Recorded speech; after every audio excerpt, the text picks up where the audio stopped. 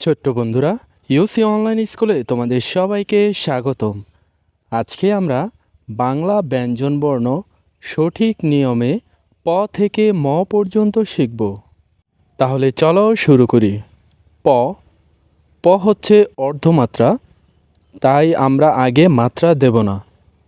এই যে দেখো, আমরা রুলের একটু নিচ থেকে এই যে দুইয়ের মতো করে লিখব, অনেকটা দুইয়ের মতো করে। তারপর এই যে ঠিক এখানে টাচ করে পেছন থেকে এইভাবে ঘুরিয়ে আনবো, যেন এই যে এই দাগটার সাথে এটা স্পর্শ হয়। এবার রুলের একটু উপর থেকে আমরা দাগ দেব।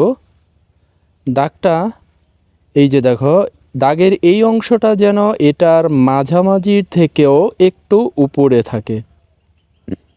ফ ফ হচ্ছে পূর্ণমাত্রা, তাই আগে আমরা মাত্রা দেব। তারপর এই যে মাত্রা থেকে স্পর্শ করে আমরা এইভাবে দেব। এটার কোণা এবং এটার কোণা যেন মোটামুটি সমান থাকে। এরপর এখান থেকে বাঁকা করে এটা নিচ দিকে নামিয়ে দেব। এবার এখান থেকে এটা উপর দিকে উঠাবো, কিন্তু উপরে যে মাত্রাটি আছে তার সাথে স্পর্শ করানো যাবে না। এবার এখান থেকে এই যে একের মতো করে লিখে দেব। দেখো, আমি যেভাবে লিখলাম তোমরাও ঠিক সেভাবে লিখবে। এবার ব ব হচ্ছে পূর্ণমাত্রা, তাই আমরা প্রথমে মাত্রা দেব। এরপর রুলের একটু নিচে পেন্সিলটা ধরব। এরপর এই যে এইভাবে পেছন দিকে নিব, নেওয়ার পরে এটা হালকা বাঁকা করে নিচ দিকে নামাবো। এই যে খেয়াল রাখবে উপরের এই কোণা এবং নিচের এই কোণা যেন মোটামুটি সমান থাকে। এবার এটা নিচ থেকে উপর দিকে উঠাবো, এই মাত্রার সাথে যেন স্পর্শ হয়। এবার ভ ভ হচ্ছে পূর্ণমাত্রা, তাই আমরা আগে মাত্রা দেব। এরপর এই যে গোল করে এইভাবে ঘুরিয়ে নেবে। তারপর এখান থেকে আবার একটু বড় গোল করে এভাবে ঘুরিয়ে নেবে, যেন মাত্রাটির সাথে স্পর্শ না করে।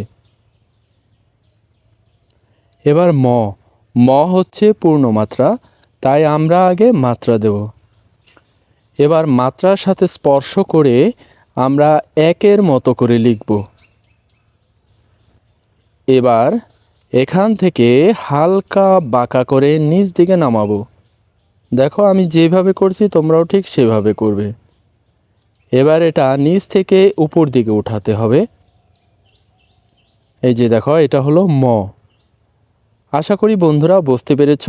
আজকে তোমরা প থেকে ম পর্যন্ত অনুশীলন করো। বাকি অক্ষরগুলো আমরা অন্য কোনো এক ভিডিওতে দেখাবো। পরবর্তী ভিডিও পেতে চ্যানেলটি সাবস্ক্রাইব করে পাশে থাকা বেল আইকনটি বাজিয়ে দাও। ধন্যবাদ।